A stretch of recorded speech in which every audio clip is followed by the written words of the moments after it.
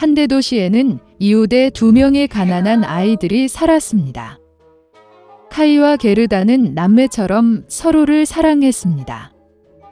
부모님은 그들이 지붕에서 서로 가서 장미 아래 벤치에 앉아 방문하도록 허용했습니다. 따뜻한 계절에는 이곳에서 다양한 게임을 발명했고, 겨울에는 따뜻한 난로 옆에 앉아 할머니가 자주 하시는 놀라운 이야기를 듣는 것을 좋아했습니다.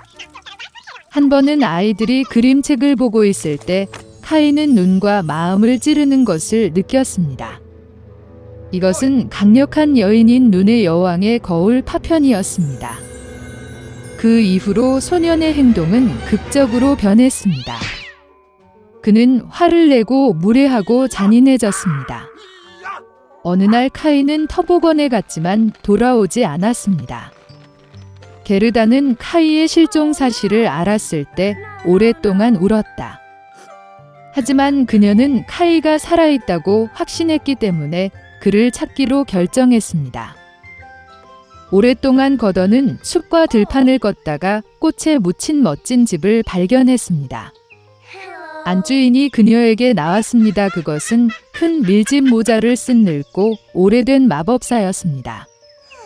노파는 게르다를 정말 좋아했기 때문에 불쌍한 소녀를 홀리게 하여 영원히 함께 떠났습니다. 거더는 여행의 목적을 잊고 친절한 여주인의 멋진 정원에서 많은 시간을 보냈습니다. 우연히 장미를 보고 카이를 기억하고 마법에서 깨어나면 길을 갔다. 도중에 거더는 크고 똑똑한 까마귀를 만났습니다. 그는 그 소녀에게 결혼을 앞둔 공주를 안다고 말했고, 그녀의 약혼자는 카이와 매우 흡사해 보였다. 까마귀는 게르다를 데리고 가기로 했습니다. 한 번 궁전에 들어서 거더는 미래의 왕자를 보았습니다. 불행히도 케이아이는 아니었습니다. 소녀의 슬픈 이야기를 듣고 공주는 마부와 하인, 신발, 머프, 멋진 드레스와 함께 황금 마차를 그녀에게 선물했습니다. 그리고 거더는 길을 쳤다. 어두운 숲에서 반짝이는 마차는 즉시 강도의 눈을 사로잡았고 즉시 공격했습니다. 강도는 게르다 포로를 잡았습니다. 그녀는 거더를 강도의 성으로 데려가 폴란드의 숲비둘기와 술록이 들어있는 동물원을 자랑했습니다. 그녀의 포로 이야기를 듣고 강도는 그녀를 불쌍히 여기고 카이를 찾아 술록과 함께 가자. 술록은 그 소녀를 나이든 라플란드 여성에게 데려왔는데 그는 지친 소녀를 데우고 먹였습니다. 그녀는 눈의 여왕의 궁전 근처에 사는 친구 핀에게 말린 대구에 대한 몇 마디를 써서 소녀를 도와달라고 요청했습니다. 그녀는 게르다에게 카이의 나쁜 행동의 원인은 그의 마음과 눈을 치는 거울의 파편이며 따뜻한 사랑의 마음의 힘에 얼음이 녹지 않는다면 결코 갖지 않을 것이라고 설명했다. 눈 여왕의 궁전으로 거더는 혼자 갔다. 아무도 감히 강력한 여인의 집에 접근하지 못했습니다. 그녀는 매우 춥고 무서웠습니다. 성에서 자신을 발견한 거더는 그가 얼마나 춥고 황량하고 죽었는지 놀랐습니다. 곧 그녀는 완전히 파랗게 변하고 추위에 거의 검게 변한 카이를 발견했습니다. 소녀는 구석에 앉아 빙원에서 영원이라는 단어를 배치하려고 했습니다. 이 경우 그는 전 세계와 눈의 여왕의 선물로 새 스케이트 한 쌍을 받았을 것이기 때문입니다. 게르다는 카이에게 달려가 그를 꽉 안고 울었다. 그녀는 뜨거운 눈물로 소년의 마음에 박힌 가시를 녹였다. 집어든 카이도 울기 시작했고 두 번째 조각이 눈물과 함께 그의 눈에서 흘러나왔다. 그들은 서로 만나서 얼마나 기뻤습니까? 그러나 기뻐할 시간이 없었습니다. 눈의 여왕이 돌아오기 전에 그들은 얼음 궁전에서 나와야 했습니다. 카이와 게르다는 마침내 눈의 여왕의 왕국에서 나왔을 때 그들은 서둘러 집으로 돌아갔다. 돌아오는 길에 그들은 거더의 수색을 도운 모든 친구들을 만났습니다.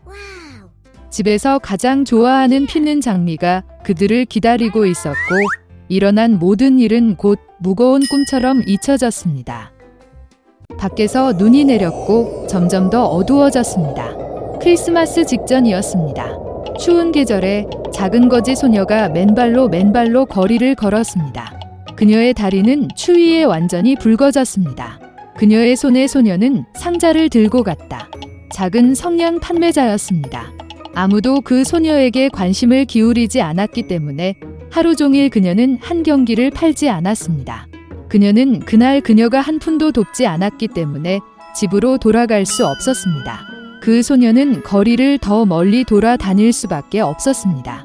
마침내 소녀는 집 모퉁이에서 아늑한 장소를 찾았습니다. 그녀는 얼어붙은 땅에 앉았다. 소녀는 더 추워졌다. 그녀의 손은 완전히 얼어붙었고 그녀의 손가락은 추위로 아팠습니다. 그녀는 더 이상 이 고통을 참을 수 없었습니다. 소녀는 소심하게 성냥 하나를 꺼냈다. 그녀는 떨리는 손으로 벽에 성냥을 쳤다. 성냥은 밝게 번쩍이고 작은 양초처럼 가벼운 불꽃으로 타오르기 시작했습니다. 불쌍한 소녀는 손가락을 따뜻하게 하기 위해 그것을 손에서 손으로 옮겼습니다. 그녀는 아름다운 방의 큰 벽난로 옆에 앉아있는 자신을 상상했습니다. 이것은 소녀를 더 따뜻하게 만들었습니다. 그런데 갑자기 불이 꺼졌다. 벽난로가 사라지고 그의 손에는 불에 탄 성냥만 남았습니다. 소녀는 또 다른 성냥을 불렀다. 바람이 부는 것을 막기 위해 불쌍한 것이 벽을 향했다. 소녀는 성냥을 보고 갑자기 벽이 사라졌습니다. 그녀의 눈앞에 크고 우아한 방이 나타났다. 백설 공주 식탁보가 있는 세트 테이블에는 다양한 음식이 있었습니다. 소녀는 고기 한 조각을 가져가고 싶었지만 성냥이 나갔고 다시 불쌍한 물건 앞에 차갑고 축축한 벽이 섰다. 소녀는 또 다른 성냥을 불렀다. 이제 그녀는 호화로운 크리스마스 트리 앞에 앉아 있었습니다. 이 나무는 소녀가 본 것보다 훨씬 더 크고 우아했습니다. 녹색 나뭇가지에 수천 개의 촛불이 불에 탔습니다. 소녀는 그들에게서 눈을 뗄 수 없었습니다. 그런데 갑자기 경기가 나왔습니다. 빛은 점점 더 높아지기 시작했고 곧 맑은 별이 되었습니다. 소녀는 다시 벽에 성냥을 쳤고 주변의 모든 것이 불이 켜졌을 때 별들 중 하나가 어떻게 하늘을 가로질러 그 뒤에 긴 불길이 남았는지 보았습니다. 아마도 누군가가 죽었을 것입니다. 소녀는 생각했습니다. 그녀의 사랑하는 할머니는 별표가 떨어지면 누군가의 영혼이 하늘로 날아간다고 한 번 이상 말했습니다. 그리고 갑자기 소녀 앞에 친절하고 다정한 할머니가 나타났습니다. 그녀는 잠시 동안 나타났다. 그리고 그 성냥은 소녀의 손에서 불에 탔습니다. 그녀에게 소중한 이미지가 사라졌습니다. 소녀는 할머니를 다시 만나기 위해 택에 남아있는 모든 성냥을 서둘러 쳤다. 경기가 너무 눈부시게 불타서 낮보다 더 밝아졌습니다. 할머니가 다시 소녀 앞에 나타났습니다. 그녀는 지금처럼 그녀를 본 적이 없었습니다. 소녀는 그것이 결코 끝나지 않을 것이라고 꿈꿨다. 할머니는 손녀의 손을 잡고 함께 하늘로 높이 날아갔습니다. 굶주림도 추위도 두려움도 없습니다. 어린 소녀는 매우 기분이 좋았습니다. 그리고 바로 그 순간 별이 하늘을 날았습니다. 서리가 내린 아침, 집 구석에서 벽 아래에 누워있는 어린 소녀를 발견했습니다. 그녀는 눈을 감았다. 그녀의 뺨에 얼굴이 붉어졌다. 다정한 미소가 그녀의 얼굴을 밝혔습니다. 소녀 주위에 불탄 성냥이 많이 있었습니다. 그녀가 어떤 기적을 보게 되었는지 아무도 몰랐고 할머니와 함께 이번 크리스마스 밤에 만난 아름다움 중